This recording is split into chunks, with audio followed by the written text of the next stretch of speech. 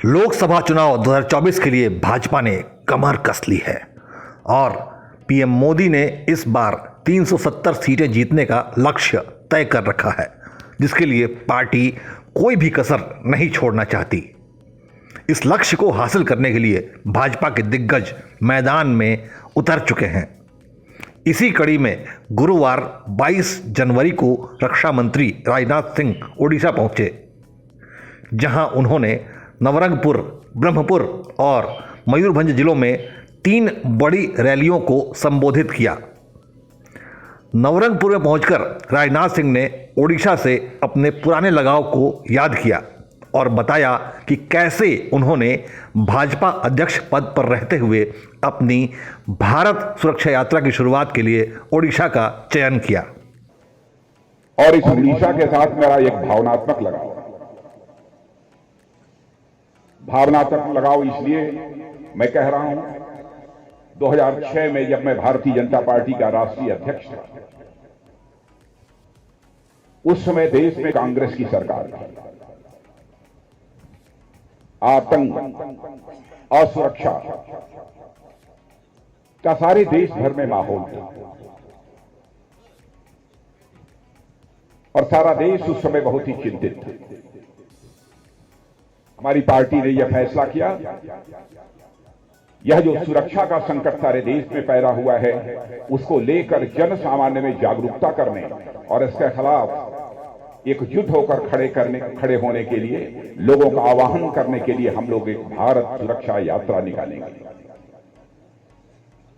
उस समय आदरणीय अडवाणी जी और पार्टी अध्यक्ष होने के नाते मैंने आधे भारत का अडवाणी जी ने नेतृत्व किया था और आधे भारत का उस समय भारत सुरक्षा यात्रा का नेतृत्व मैंने किया।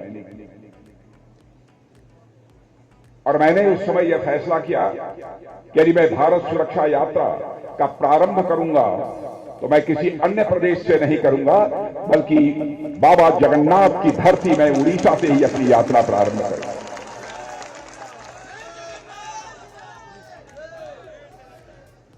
और जन सामान्य में जागरूकता पैदा करने के लिए एकजुट होकर उस समय की कांग्रेस की सरकार के खिलाफ खड़ा होने के लिए हमारी यात्रा यहीं से प्रारंभ हुई।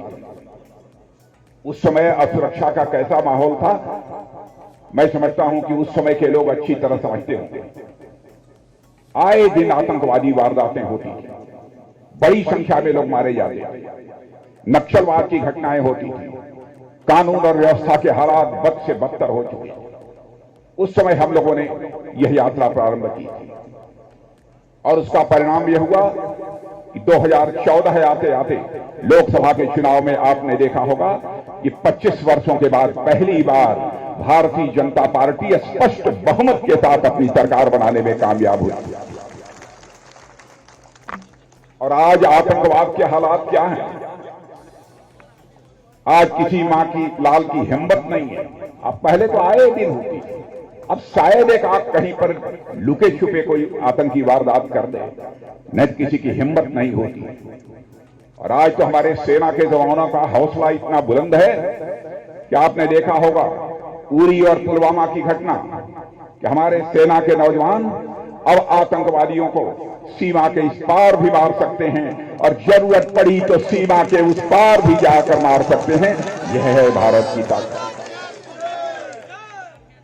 नवरंगपुर के बाद रक्षा मंत्री ओडिशा के ब्रह्मपुर जिले में पहुंचे, जहां उन्होंने देश की वैज्ञानिक उपलब्धियों का जिक्र किया और इसरो की महान उपलब्धियों के पीछे की पीएम मोदी के निरंतर समर्थन और मेहनत के बारे में जनता को बताया।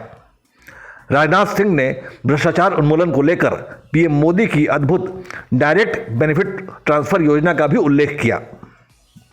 भारत जमीन पर तो तेजी के साथ सारी दुनिया में आगे बढ़ रहा है, लेकिन आपने देखा होगा हमारे वैज्ञानिकों ने भी करिश्मा किया है।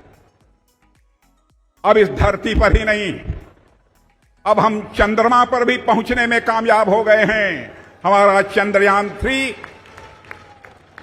चंद्रमा के साउथ पोल पर लैंड कर चुका है। आदित्ययान भी सूर्य की तरफ बढ़ चला है, वहां पर एक स्थान पर जाकर लैंड किया है, वह लैंड है।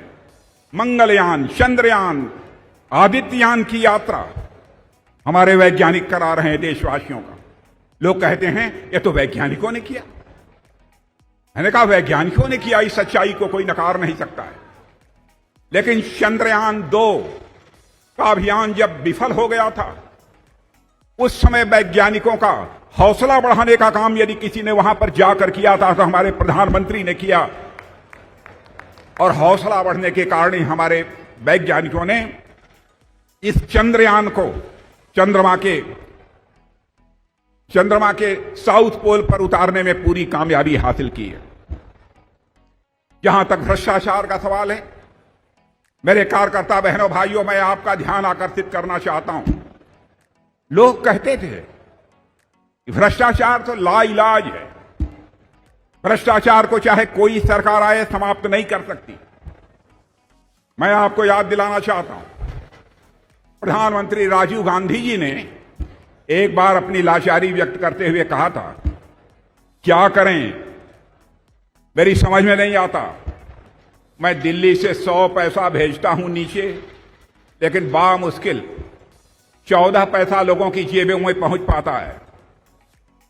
यह मजबूरी जाहिर की थी, लेकिन इस चुनौती को हमारे प्रधानमंत्री ने स्वीकार किया।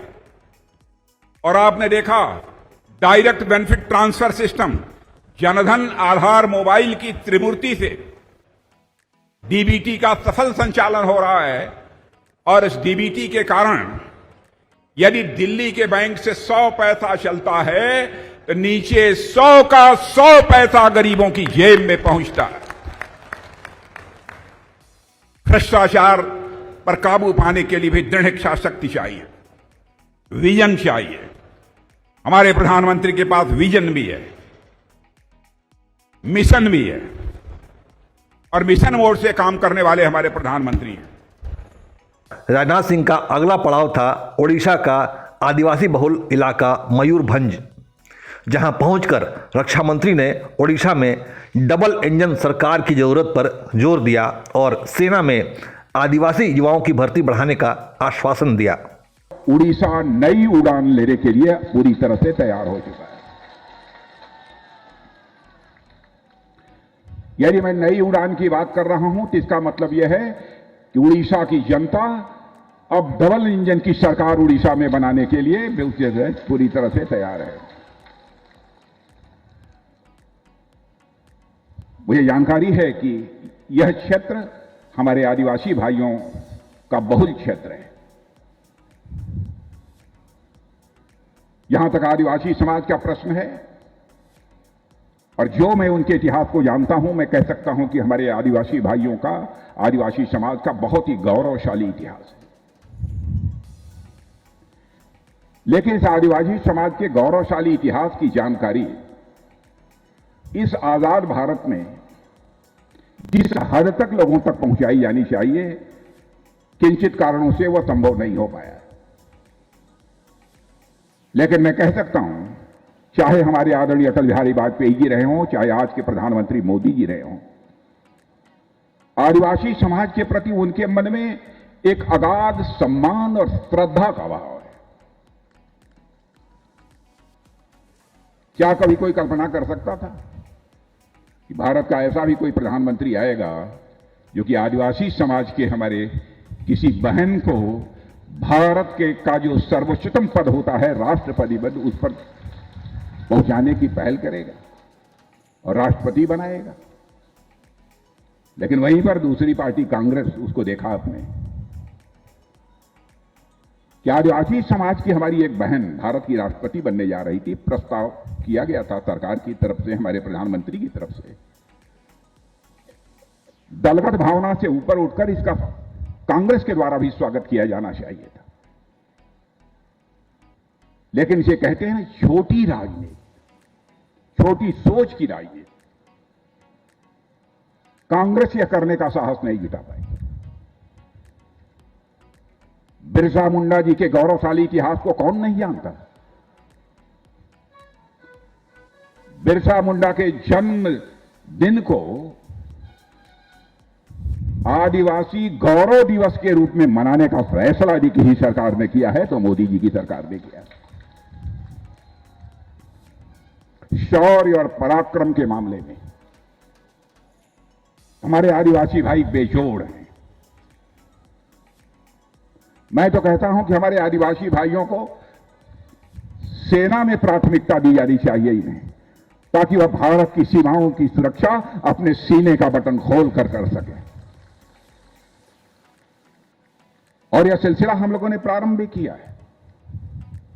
ओडिशा में इस साल लोकसभा और विधानसभा के चुनाव एक साथ होने वाले हैं। ओडिशा में लोकसभा की 21 और विधानसभा की 147 सीटें मौजूद हैं। ओडिशा में भाजपा का लक्ष्य ज़्यादा से ज़्यादा सीटें जीतना है, जिससे कि उसके 370 सीटों के जीतने के लक्ष्य को पूरा करने में मदद मिले। रक्षा मंत्री राजनाथ सिंह ने भाजपा की ओर से इस विशाल लक्ष्य को पाने के लिए जंग का आगाज कर दिया है। अब जल्दी ही ओडिशा में वरिष्ठ भाजपा नेताओं की निरंतर रैलियों की उम्मीद की जा सकती है। उदय इंडिया के लिए अंशुमान आनंद की रिपोर्ट।